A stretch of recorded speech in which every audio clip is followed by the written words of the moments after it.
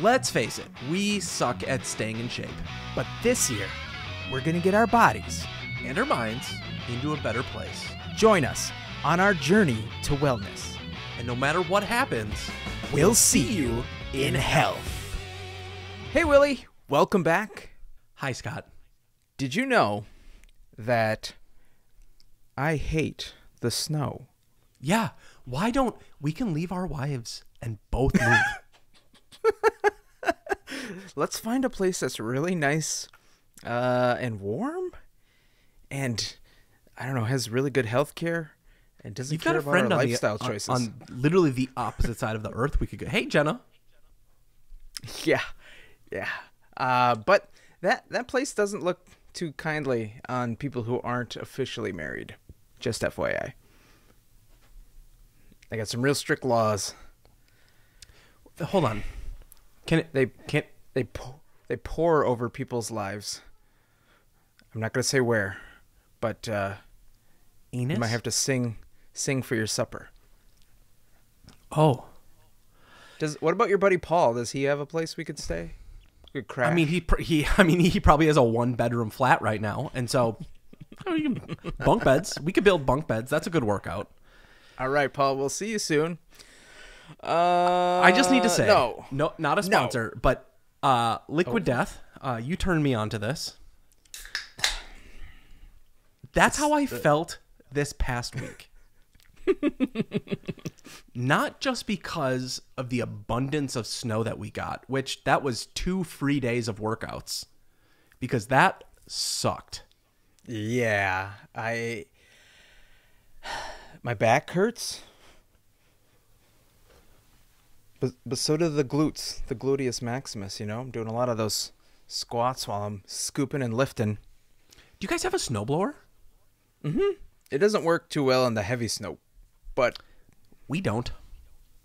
Yeah, I mean you do. It's in the mirror every day. And so, not only that, but this whole week I've had off, and I got like a super bad cold right like the day before. And so like I was going to call out of work, but then I had like time off, and I was like, I can't do it. I can't be that person. It's too cliche. So I went into work. While you were sick? While I was sick. That's and who knows, our man? healthcare system for you, man. It could have been COVID. It genuinely could have been COVID. And at this point, you feel fine now, does though. it matter? No. The world doesn't care anymore. We've moved on. It was a scamdemic. Everybody knows. But what is not real, or what is real, I mean, Palestine. I mean, Scott, I'm gonna go. You dig yourself out of this. Mute all those words. Mute all of those.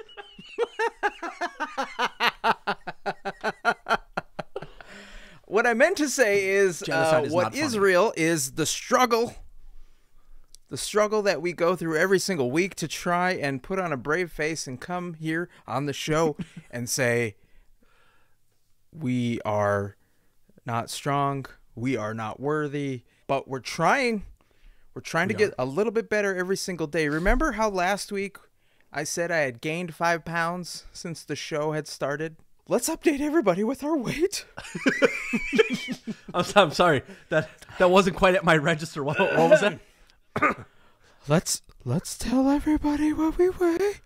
Now, because I am not only fasting, but was also sick, eating a lot of food was hard. I broke my fast for like the 3 days that I wasn't well, because you kind of just like your body needs nutrients. And somehow what I'm hearing is every week Willie comes up with an excuse to break his fast. The week before is, I can drink water and coffee and have McDonald's just one time. This week it's, I got sick. Last week I was at 236.5. Officially, I'm at 233. I'm gonna put a asterisk like baseball. You're juicing, man. Like you're juicing these stats. It's just when I stand, I take one of these like air dusters and I spray down. It's enough force to just like lift me a little bit. Well, I had a plan to go into portion control mode, right? And it worked because I did not gain 5 pounds. I only gained half a pound. That's not bad. You're 205.5. I'm curving it.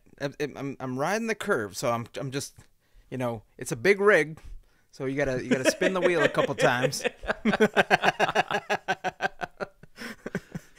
But I'm encouraged by this, and so I'm gonna hit it even harder this week. And because the weather was so topsy-turvy around here, I was not able to make it to the gym based on how my head was participating. Like, I feel like it's separate part of my body. We're gonna get into these some like cool eight dimensions of well-being later. Mm-hmm. As far as like your mental health around the weather changes, how did you suffice this week? It was a lot of self-care, and self-care doesn't, or at least for me, self-care doesn't involve a lot of movement. So my calories aren't burning as quickly as they could. I have that hunka burning love that I want to get to. Right now, I'm just the hunka. Got it. Just riding full chub. I don't know. I was kind of disappointed when I went to the gym the one time this week because I was feeling so crappy. I just got on the treadmill and I walked for 30 minutes. Started to feel pretty great about it. And then I went into the sauna and I considered it like one of those mental health days. And dude, it like just 10 minutes in the sauna is enough for you to be like, I'm awake. I'm ready. In addition to your Adderall, has this whole week just kind of been like, I feel fine, like I'm smooth sailing, like nothing's going to stop me now? No. So, audience, one thing you will find out between me and Scott is Scott rarely cries. He'll cry at like a sad movie.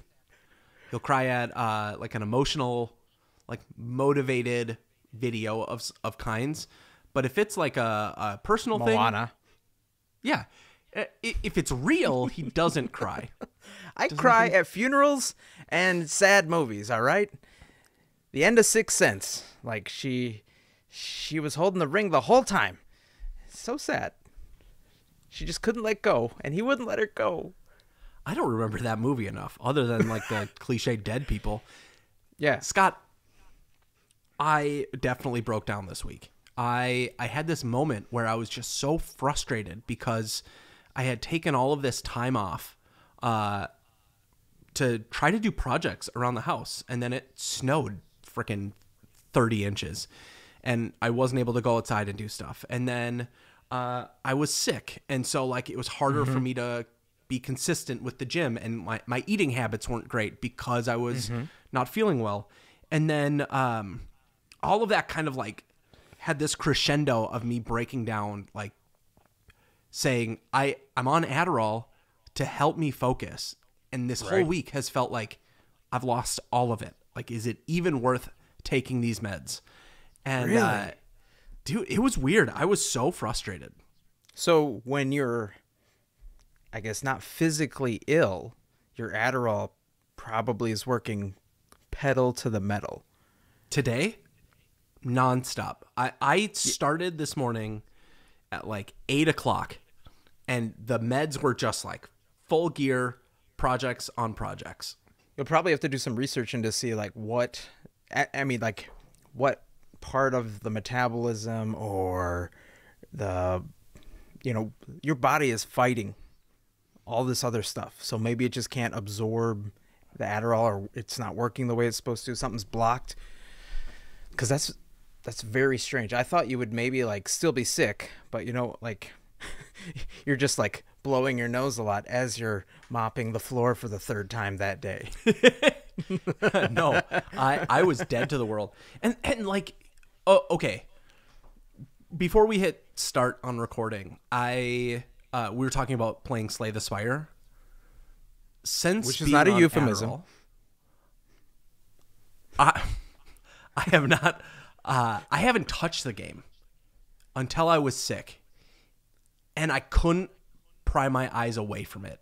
It was like this hyper fixation on this game. And I couldn't, like, even my wife was like, do you want to watch a show? And I'm like, nah, I'm good. I got this. And like, that was part of it, was like this feeling that like, maybe the Adderall was like, well, you're not good enough to like do projects. So you're just going to get really good at this game. Okay. All right. And you said you beat it. So that's no easy feat. All 6 inches of that spire has been slayed. Okay, well, if there's one thing that the past week has taught us, is that our mental health affects our physical health strongly. And I think that's probably going to be the narrative for all of the years leading up to, since we, I don't know, felt our best.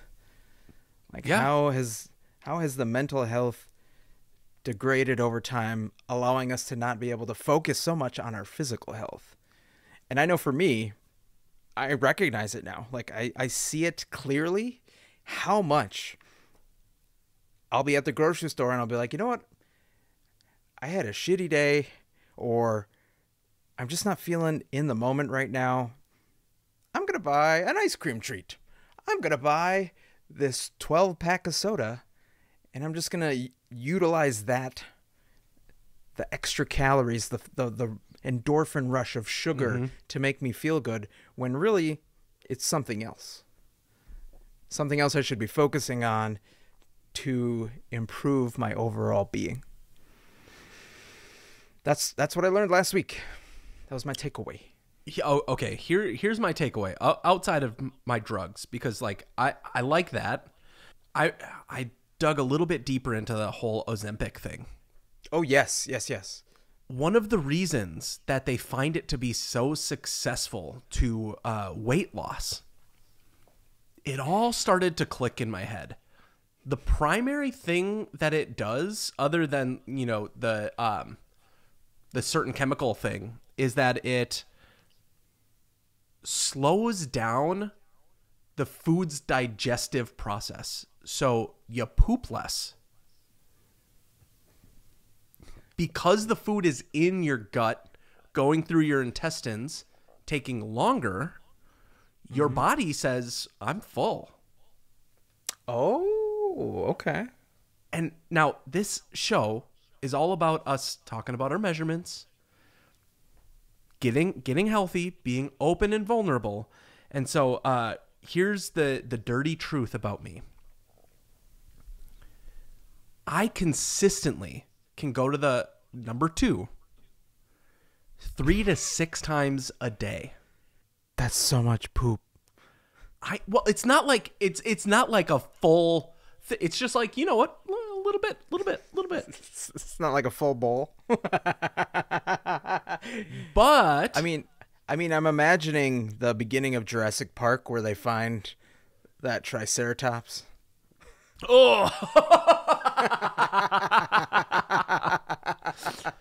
You heard about poop knife? Well, what about poop room? Yeah, you need a poop shovel for how much you're dishing out there, buddy. But there was this like aha moment that I had that since we embarked on this journey, I've been consuming more fiber. I've been eating for breakfast. I've had a lot of oatmeal, and I'm adding like chia seeds to it, which is just fiber, right? Are you doing the Alan Richardson breakfast? Yeah, I am. Yep. 2 packets of oatmeal, a little chia seed. Sometimes I'll put some little mini chocolate chips because I'm a fancy boy. Okay. How do you feel after that breakfast? You know what, Scott? I've gotten my number 2s down to 2. Okay. But do you feel sated? Do you feel full because of just 2 packets of oatmeal? Dude, today I had 2 packets of oatmeal and an apple at 8 o'clock. I haven't eaten anything since. I feel great. Plus water or coffee? No coffee today. I've had some like Celsius energy drinks. And water. Okay. All right. Lots of water. Dude, I'm like pounding water. Welcome to my world. I guess since you brought it up, I poop once a day. And I don't want to do it anymore. I hate 2 poop days. Is it unpleasant for you? Is it a chore for you to take care of business? It's just more time on the toilet. And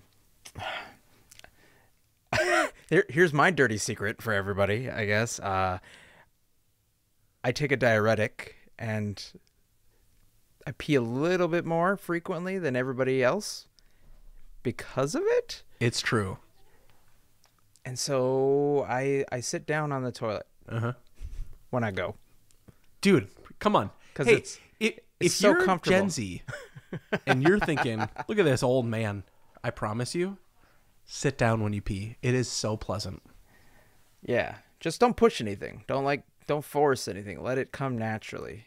Get one of those stands for your feet. What are they called? The squatty potties? Squatty potties? Not a sponsor? And then crank that bidet to 11. Dude, I have to install mine. I haven't done that yet. I'm afraid it's going to be cold up my rectum. Okay, hold on. We're talking about it, so I'm just going to go there. Gut health. Sitting on the toilet, it's really uncomfy. The only problem with sitting down to pee, like, especially if you're at like a business or somebody you don't know, it's not your place. When your like wiener hits the front of the bowl.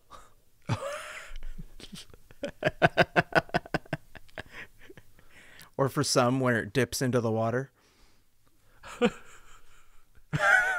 You would bring that up.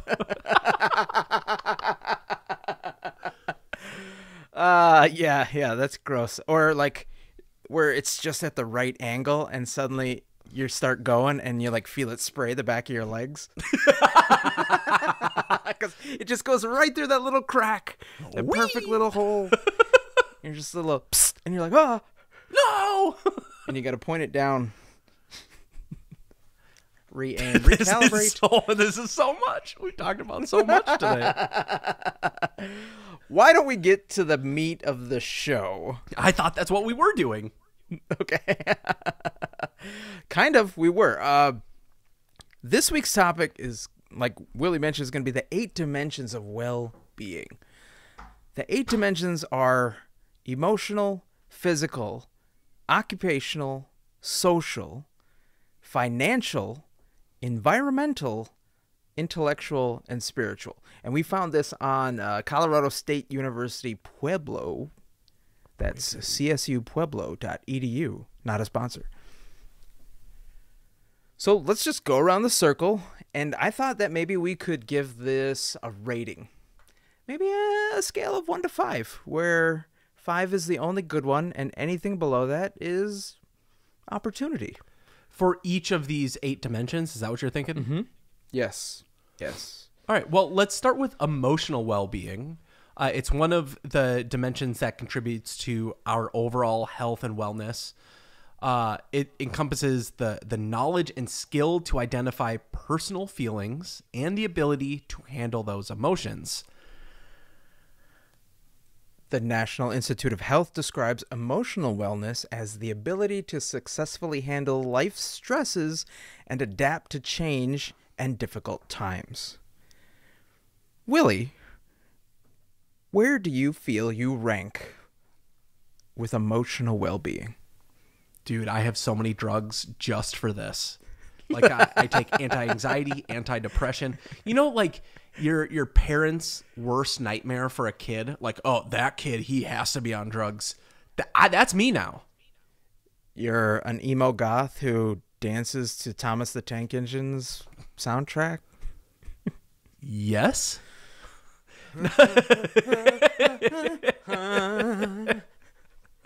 That's a perfect reenactment. So I struggle with this one. I would say there's been points in my life where I would say I'm a 5. I'm 100%. I think I'm a middle 3. Okay. I'm working on it. 3 is good, but bad. If we're going on this, 1 to 5 scale, 4 being terrible, 3 being worse, 2 being oh my god, and 1 being like, why are we even here? I mean, who would run off of that scale? It seems like such a weird scale to use to judge anything.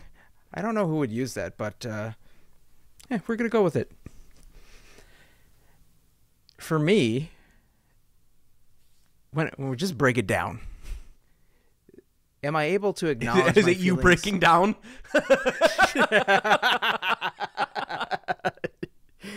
Am I able to acknowledge my feelings? Yes, I am. I am. And handle those emotions. I feel like I've come a really long way in my life. Like, I can remember distinct points where I've had to reevaluate my entire personality because I was called a bully, or you act out and somebody reacts in a way you don't expect. And so you just have to revisit those things. And then, you're lying there just about to go to sleep. And then you remember a stupid thing you did in middle school and it haunts you to this day. Those are the types of things like we all go through. So I'd say, yes, I can handle all of my emotions today. Handle life stresses. Full disclosure, as a man, I'm very egotistical. I have my stubbornness. I recognize it. I don't like it, but it's there. I thought for the longest time, Willie, that I was handling all of life's stresses better than everybody else. Like, that's just how I felt my approach to life was. Mm-hmm. Every single day I'd go into work. Every single day I wake up. I will argue, this is when I was single and going into like the beginning of my relationship, because like I was under the mantra of like, I got to love myself, and I do love myself. I can't love anybody else until I love myself. And so like, I really love myself. Maybe I got a little bit too much into that self-love.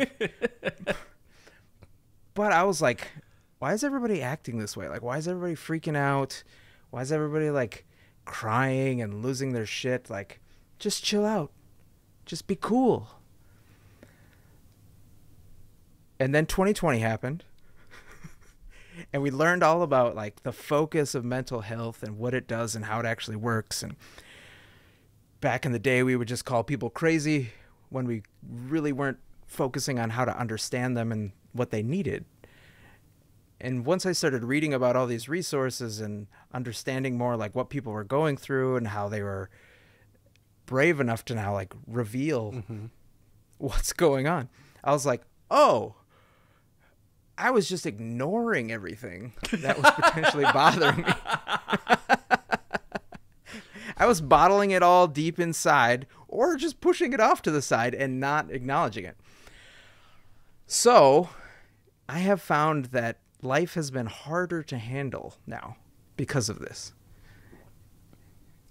And I think it's because like, am I allowing myself to feel vulnerable?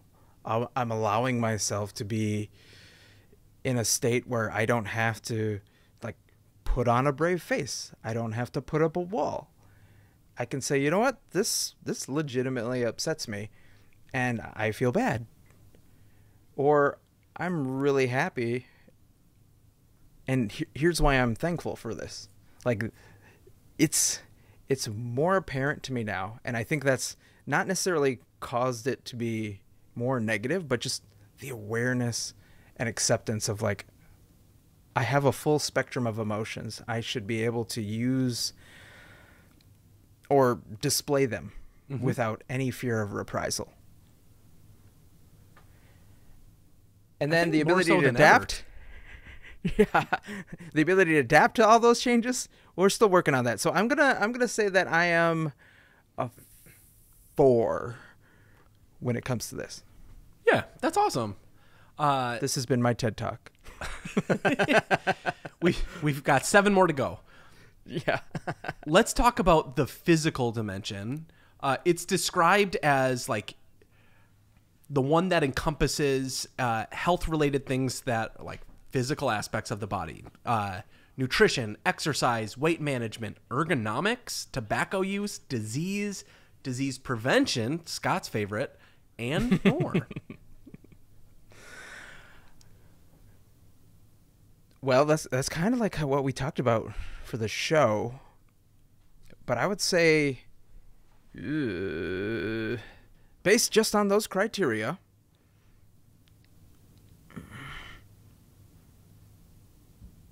I'm a 2.5.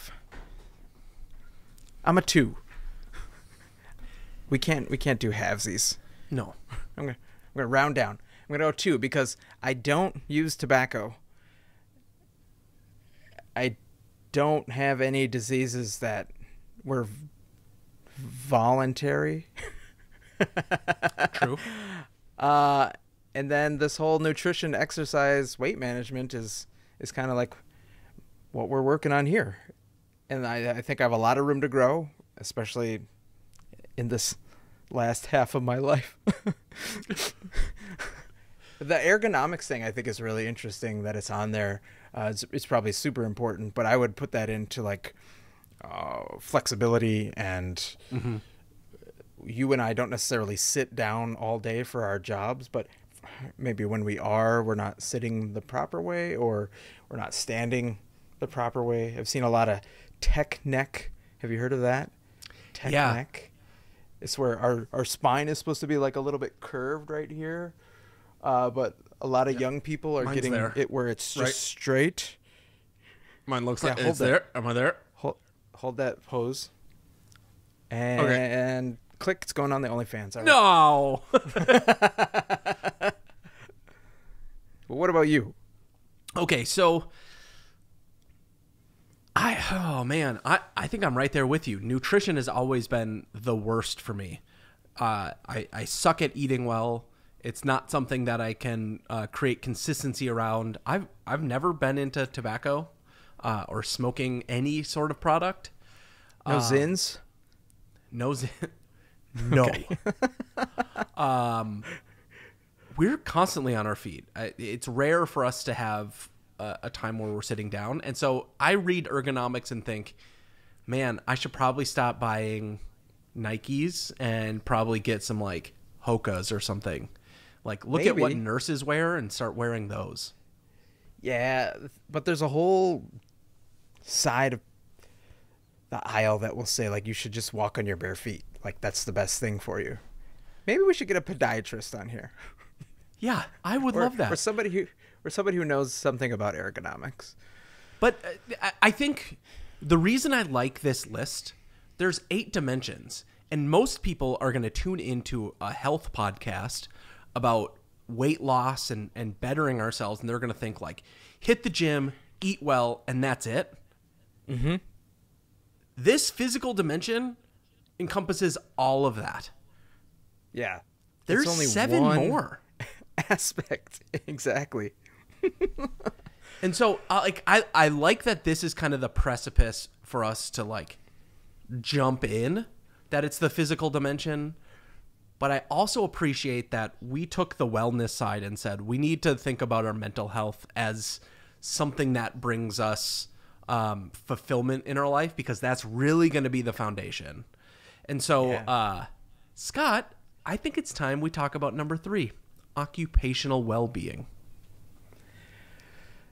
Occupational wellness is encompassing all aspects of well-being pertaining to personal satisfaction in your job/career.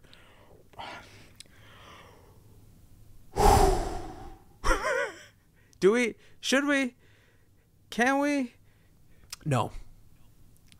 Listen, no, you can. I think.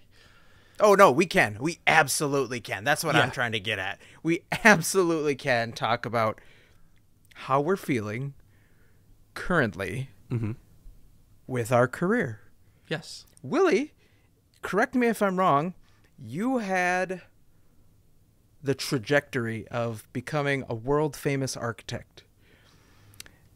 And then some dude played with your Willy in Greece, and it all went downhill from there. Yeah, way to go, Obama. So before he was a senator. No. I graduated college when Obama was getting us out of a recession. Oh, okay. So the recession hits. Thanks, Obama. Yeah. And I didn't have a place to go. And so I followed like the kind of the fast career path of like, let's jump into retail and see if I can find something. And so long story short, that's kind of where I'm at right now. But I think like, I want to clarify a few things. I am so proud of a lot of the projects and the work that I get to do, and I get a lot of fulfillment in seeing like growth and seeing like I like winning. And so when you get to a place where that's like kind of the fulfillment that you're getting, I enjoy that. But you can see in one day I painted my room, I'm resetting it up. I love this stuff.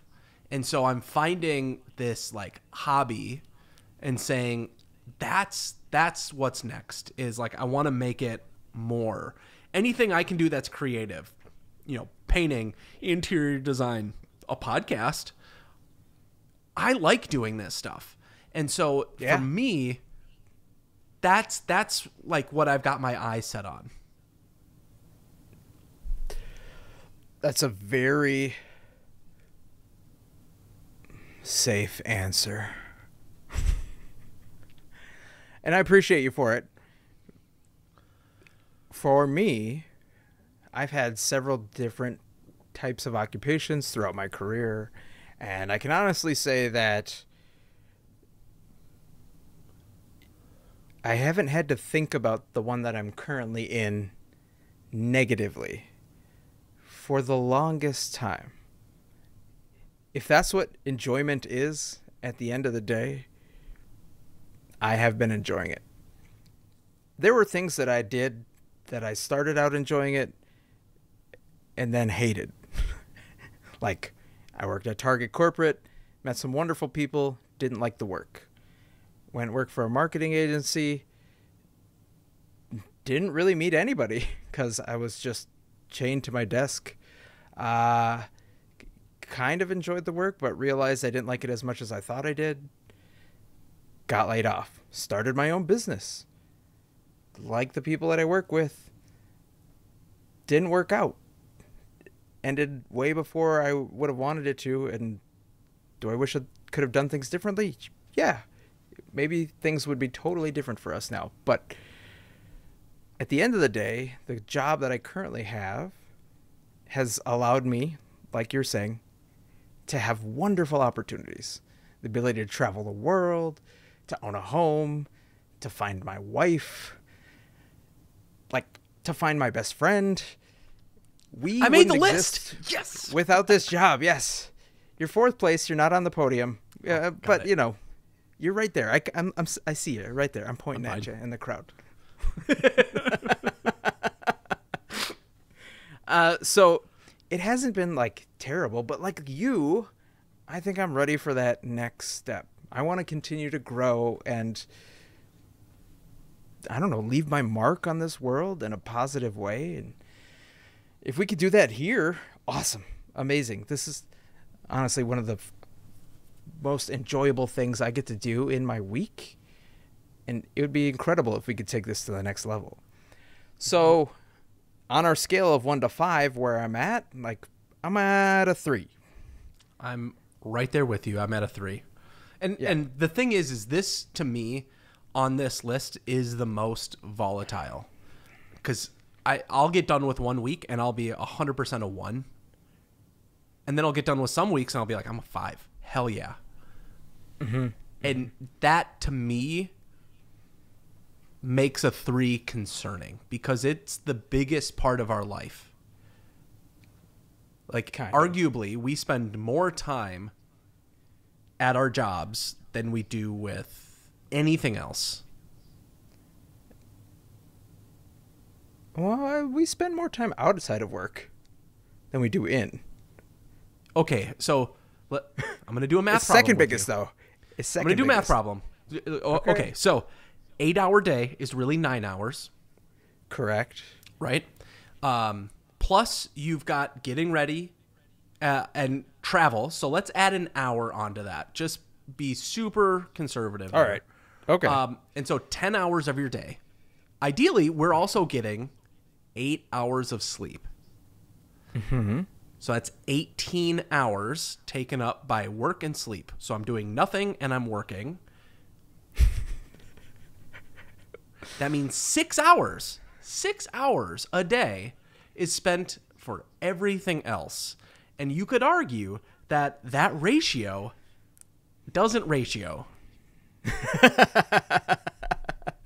Yeah, that's a horrible ratio. I understand billionaires now. Like, I get it. I think we should I think we should allow them to continue to be, so that when we become billionaires, we can ratio all we want. Nice. All right. Okay, well that affects the next thing. Yeah, that affects our social well-being. The 6 hours we have left in our day. Social wellness encompasses all aspects of well-being pertaining to like social connection, relationships, personal expression. This to me is where, as a self-proclaimed introvert, I might struggle a little bit to reach out. You've given me feedback in the past. Lots. We can rehash it now if you want. No, I don't want to do that. It's 39 minutes. I'm looking at this timer. No, there's not enough time to go into all of that. I've gone through ups and downs in personal expression. Remember the hat era? Yeah, pork pie. Don't know why. Woof. I've had long relationships. Thank God that one. I got to give myself a 2. I suck at this.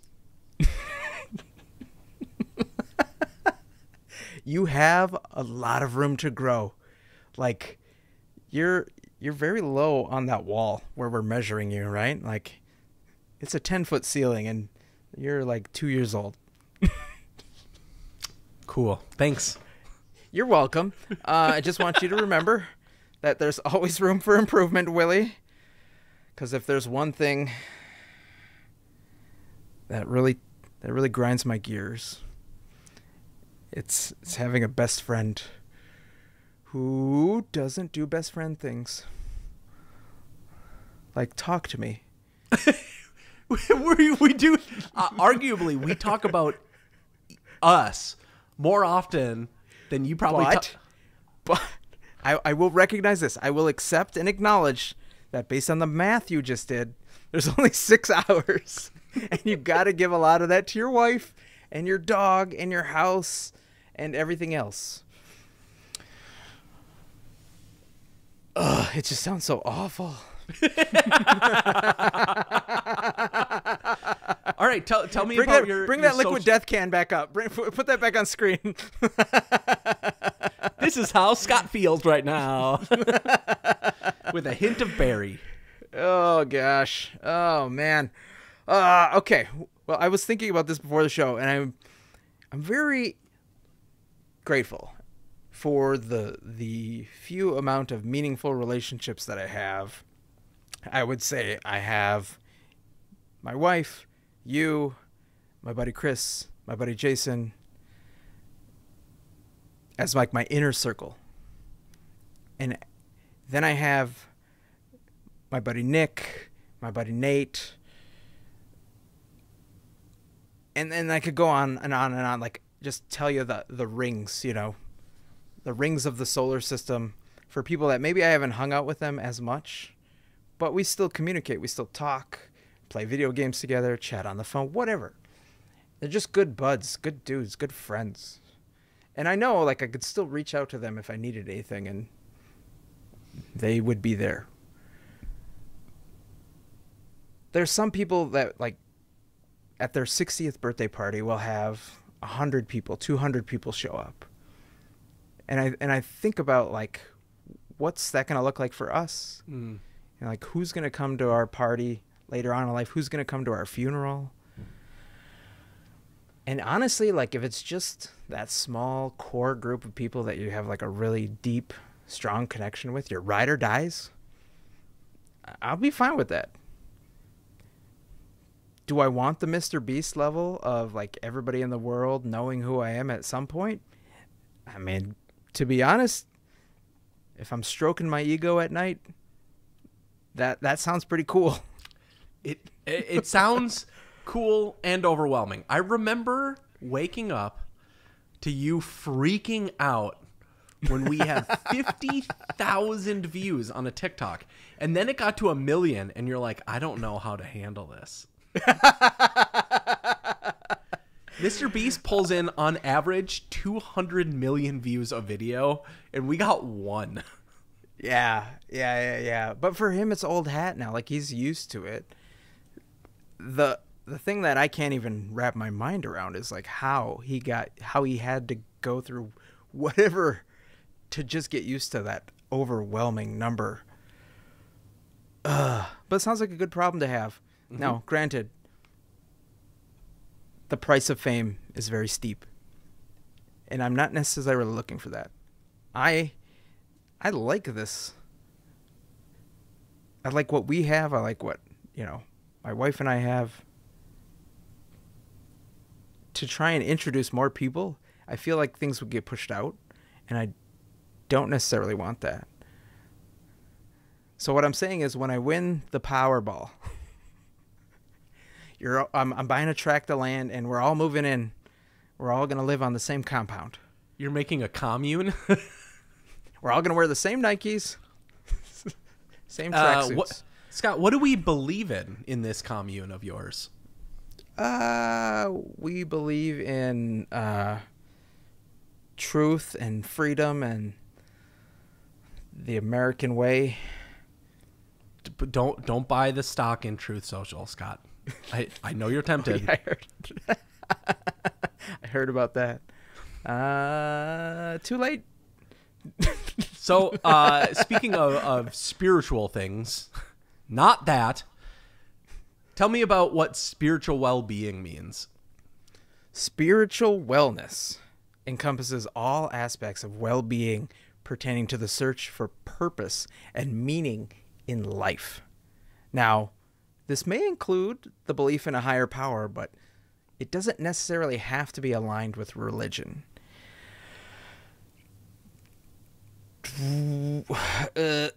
We've talked about in our other podcasts, there's a sub for that, and lovely lurkers, about this journey a little bit, very briefly. Where do you see like yourself on the scale? Yeah, I think if anybody who knows me, who has made it into my inner circle, you would not consider me necessarily a spiritual person. But I don't know if that's accurate. This is maybe one of those areas where I would consider myself like a 4 or a 5. And I want to talk about it. So like, I'm not religious. I allow others to believe what they want to believe. But for me, it's wrestling with those big questions. Like, what happens after we die? What does the rest of the universe look like? What's my impact? Is it supposed to be positive? Am I making others better? And like, ever since I was a kid, I have told myself that like, if I have this one life, others around me deserve to have a positive impact because of me, a better experience because of something that I can help provide. And so I wrestle with my ups and downs with all of those other sections, but this is some area where I feel really strong in my beliefs and in feeling comfortable wrestling with those challenging questions. Does it keep me up at night sometimes? Yeah, maybe a little bit when you talk about like, any day, just gone forever. But those are, I think, are the questions that like everybody wrestles with, right? And so like, yeah, I'm just going to put this out there. My belief in the question of like what happens in the end, while others attach themselves to like an ideology that's been handed down over generations, I wrestle with it myself. I take a personal approach to it, instead of, listening to the words of people that have come before me. And so I don't think there's anything wrong with either one. And so, yeah, I'm feeling good in this section. Okay. Do you feel like you know what your purpose, what the meaning is for your life? No, I don't think anybody genuinely knows, because it's a journey. It's something that you're constantly trying to be better at. Well, don't stop believing in that journey, Willie. I was raised Catholic. Some would say I was indoctrinated Catholic. You could think about it like when you're so young, you're only exposed to one thing. What other choice do you feel like you have at that point? And it's hard to break away for some people. Mm-hmm. They just stick with it the whole lives, feeling confused. I was always a curious person. From the moment I was introduced to a library and I read one book, and then I found that there was another book different than that book, but kind of in the same subject. And then I meandered into the next aisle over and I found there was more subjects, etc., etc.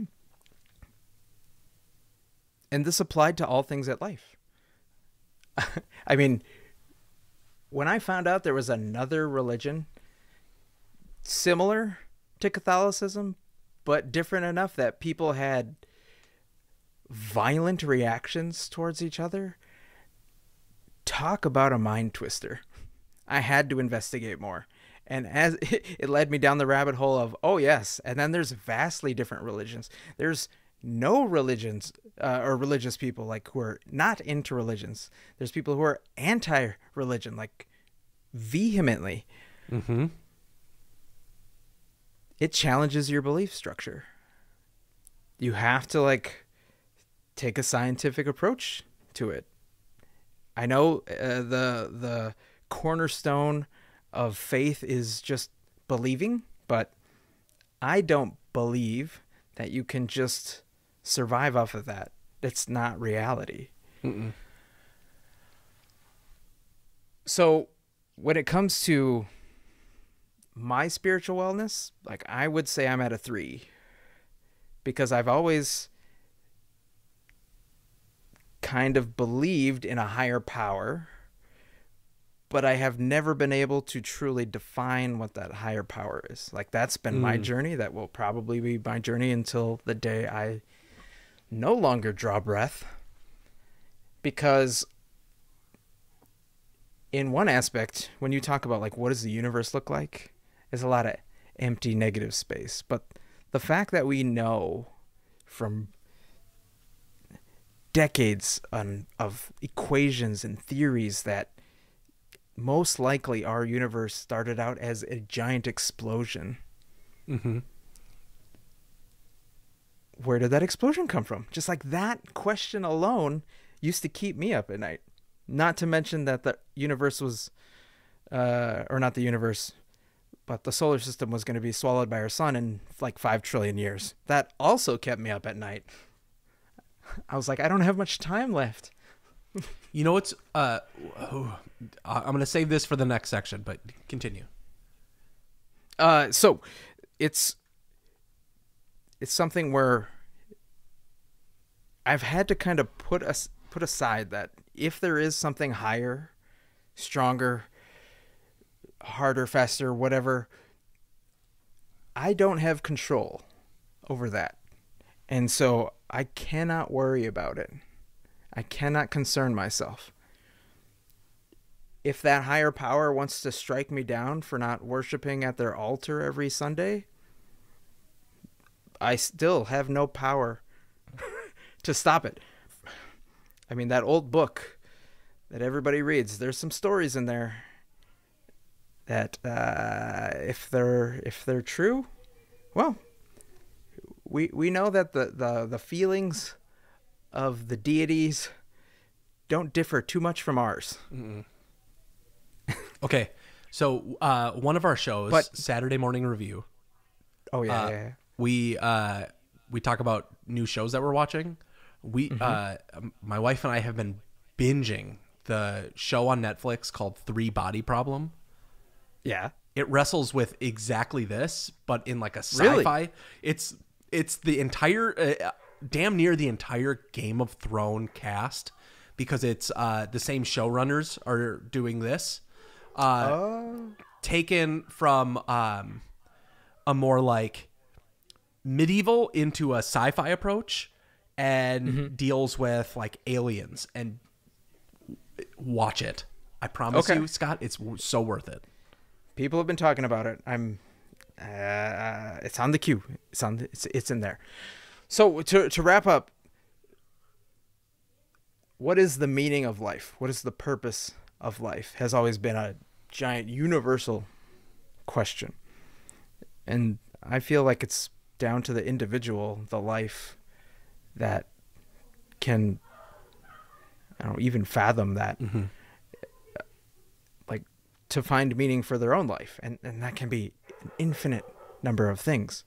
One of the big meaning of my life right now has always, or that I've decided, is just, I want to be a good person.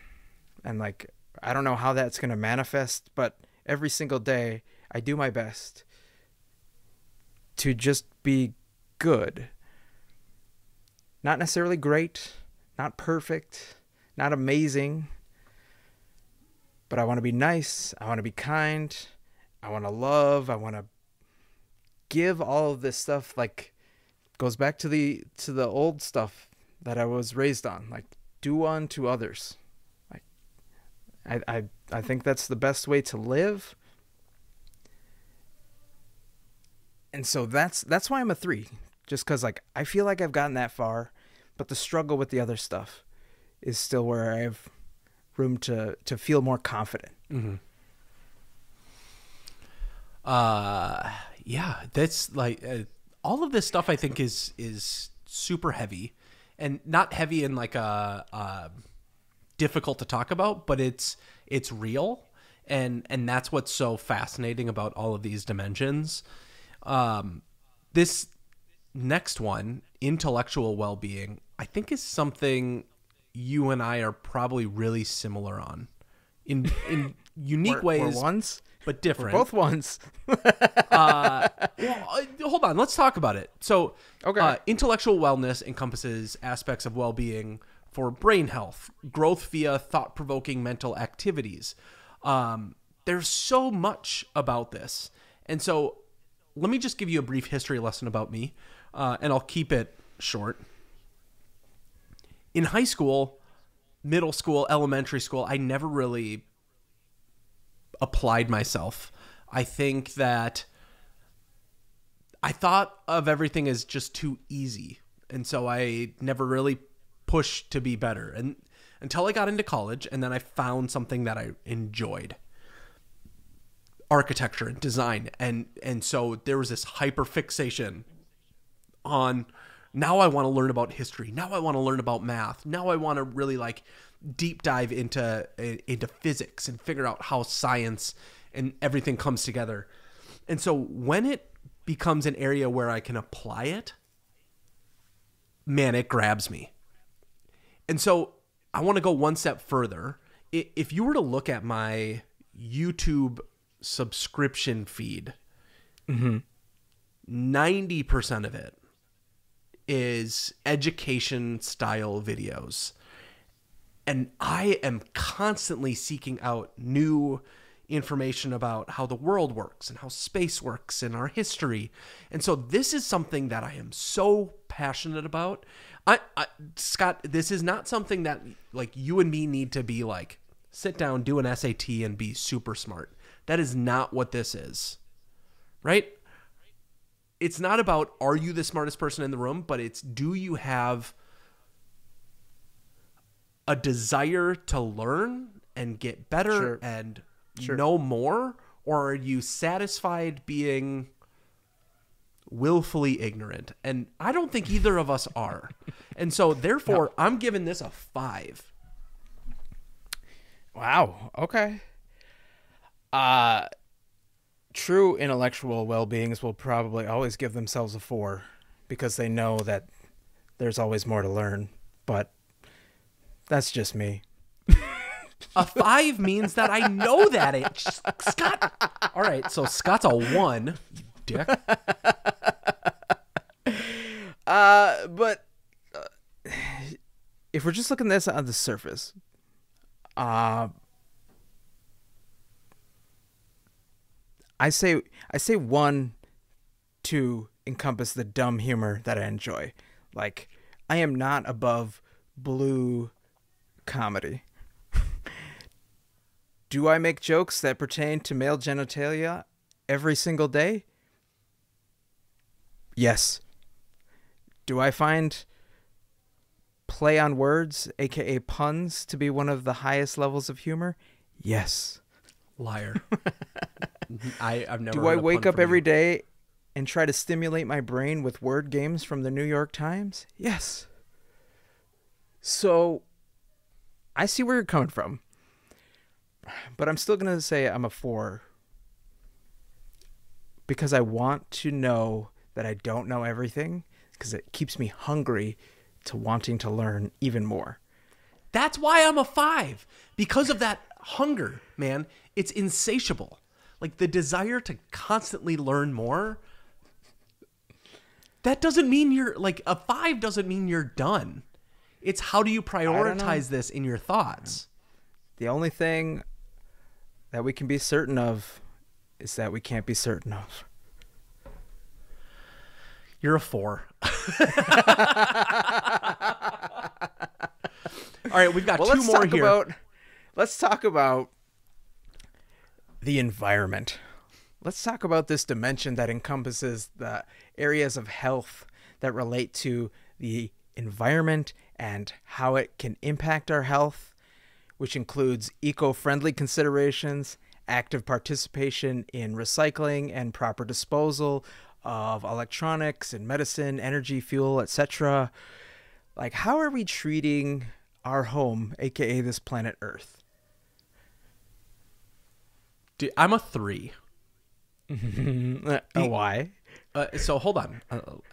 I want to compare myself to others. All right. I think I make choices that are meant to be positive. Like, I recycle. I organize it in cardboard and glass. And I do my best to try to keep that in mind. I have an EV. Okay. But if I compare it to, say, like, my family, they don't recycle. They're happy to have a car that burns tons of fuel. They don't believe in conservation and environmental well-being. Like, that's not a priority of theirs. There's no such thing as an endangered species for them. Right. And truth be told, like, that's how they view a lot of this stuff. Like, unless it affects me, I don't care. That's kind of always been their mentality. And, like, I think there's a lot of people in this world that feel that way. I have it on good authority that you painted the back of your room there with motor oil. You know, specifically diesel. But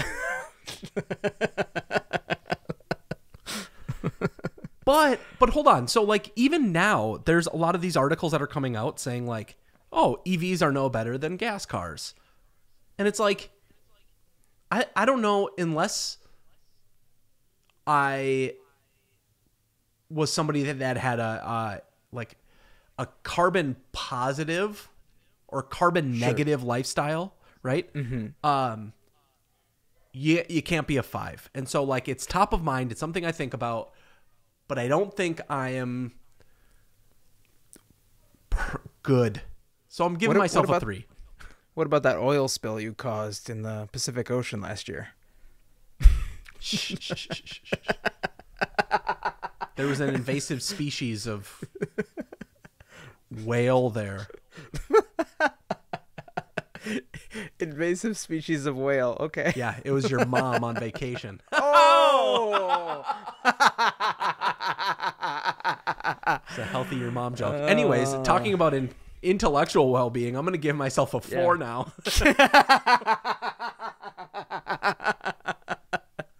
If you enjoy your mama jokes, you can't be a 5. Yeah, that's fair. Oh, my friend. I recycle all the time. I recycle all the plastic bottles that I drink my water out of. I buy from Costco every single week. I make sure all 64 bottles that I consume over the case of 2 weeks definitely go into the recycling. So I'm good there, right? Definitely good there. Yep. No notes. I do drive an ICE car, but it has a very high gas mileage compared to others. And my next vehicle, I have committed it to wallet to being an EV. Same goes for the wife. So we've got that going for us, which is nice. She's going to be an EV as well. I don't know how that works, but yeah, you can probably buy them on Temu or Alibaba. Yeah.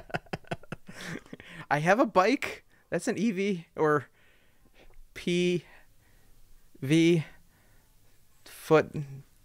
I don't know. In mouth. Yeah. Something runs it. Muscles. Scott, what's your number, man? We all know. Just come on. 2. It's a 2. It's a 2. I love Mother Earth, but I also feel that in the grand scheme of things, I am definitely in between your family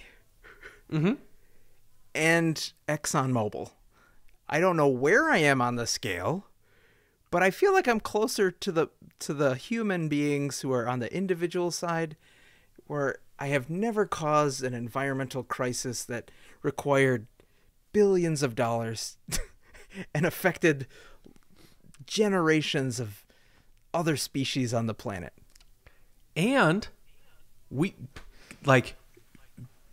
do work for a company that cares, I would say, more than damn near any other Fortune 500 company. Oh, and I drink my own urine at least once. But that's just for fun. That's that social thing, and that's. Oh yeah, is that in another dimension? Yep. Okay. That's why I only have a small circle of friends. And the last one, we got to talk about financial well-being. All of us,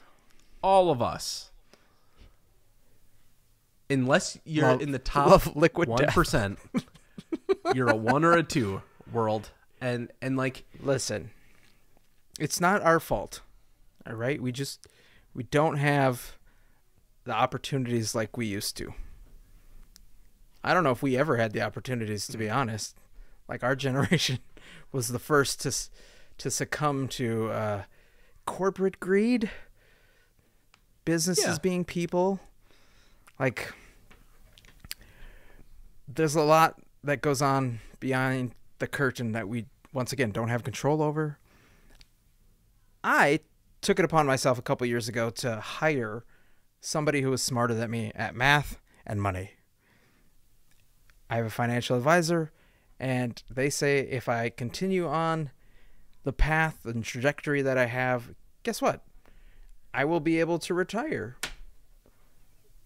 and have some money to live off of, which is good. Cool. Which is good. Now that retirement age is 75. It's going up, man. It keeps, every year it's like, hey, somehow it's 76 this year, 78 next year. And the life expectancy for a human male at this point in time, I believe, is 78. So I'll have 2 really good years. Yeah. Of doing, I don't know, dying slowly. But I do consider myself a little bit smarter. I only know now that there's so much that goes into how to manage your money and how to do all this.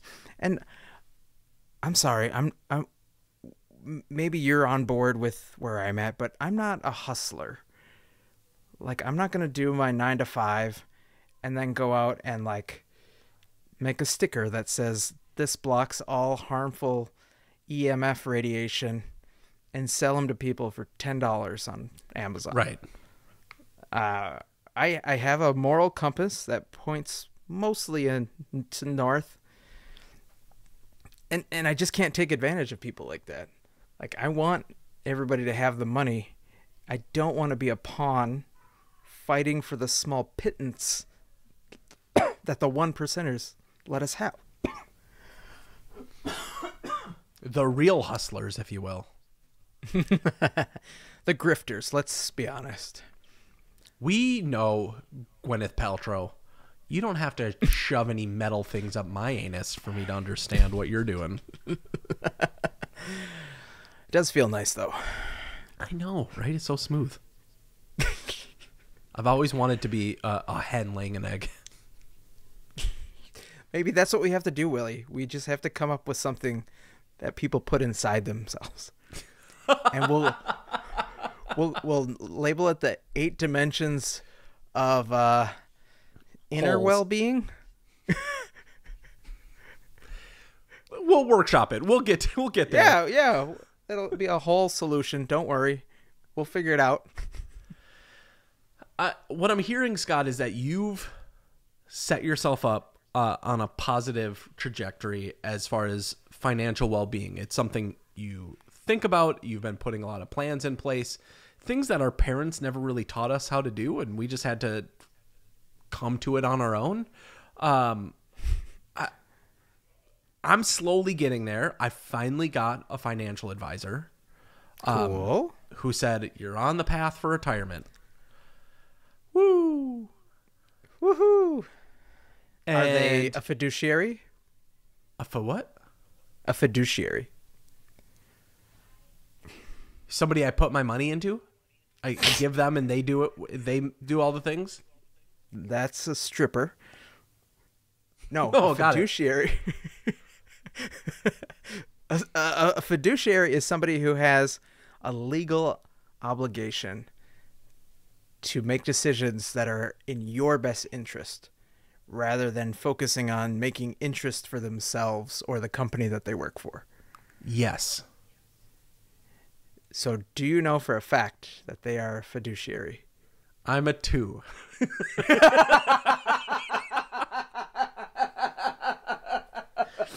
I have a call tomorrow at 8 a.m. to validate this information, and so I will find out. If you want to go with my guy, I will give you a referral. I don't know if it makes either of us money, but hey, they're available all the time. The online interface is pretty easy enough, and you and your wife are included for the same price. Oh, okay. So just to let you know.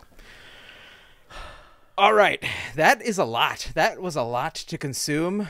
But, you know, when we started this show, we kind of thought of 3 things that were going to make us well. Mm-hmm. Turns out there was a few more on that list. Yep. We only did 2 didn't of even them. realize. But guess what? Now we're on a better path. Mm-hmm. We can encompass all of these, and we don't have to, recall all of them. We just have to recognize that maybe if we're struggling, like, it's probably not as easy as these 3 buckets that we just put into. Like, maybe you are actually feeling bad that you bought a Stanley mug and you tore the little lead thing off at the bottom, and you've just been feeding kids water like out of it. Like, I don't know. Like, there's these things that affect us in ways that we don't even realize, and it turns out it's a broader spectrum than we're used to.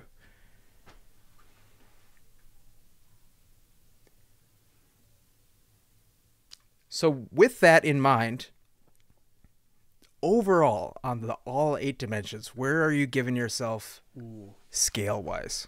That's a good one. We went into this journey wanting to better ourselves. And so I think one of the things that is consistent about you and I is that we are hard on ourselves. And every day. I'm looking at the top of this little like visual chart, and it puts emotional at the top. And so I want to be a bit more positive and say, like, I am happy that I've thought through all of these. I recognize my place. I'm going to give myself a 3 because, like, I don't necessarily take any of these for granted. Some of them are really core, but it is something that I'm focused on. And so I want to give myself room for growth, but I also want to give myself compassion and say, like, I'm not a failure. That's good. That's a really good place to be. I think it may sound cliche, but I'm also going to give myself a 3 because I have definitely thought about all of these. Mm-hmm. I definitely consider them as parts of my daily well-being, even though maybe I didn't recognize it at the, I guess, intrinsic level that it is at. Could I go to a 4? Real quick, in my opinion, if I were to just, become stronger in one of these areas, or 2. 5, I feel like we would have to be the Dalai Lama or some sort of mountain man disposing advice for people who have ascended to the peak. And maybe we'll get there. Maybe we won't. But now we've got a better guide, and it's going to be a lot easier, I think, Willie, for us to accomplish this task that we've set in front of us. Mm-hmm. Because, hey, if we're not feeling well, we can just fall back on, like, how are you feeling financially right now? How are you feeling socially? Like, where are we lacking? And then we just pour a little water into that cup and get back on the right path. I think it's a good goal that by the end of this journey next year, we can comfortably look at this and say we're a 4. Yeah, absolutely. This is what we are working for. See, puns, man. Oh, okay, so as far intellectual, you dropped to a 3, Scott. Well, thank you so much to everybody listening today, everybody watching at their place of well-being. Toilet. I appreciate you. Willie appreciates you. Thanks for listening. Tune in next week where we'll see you in health.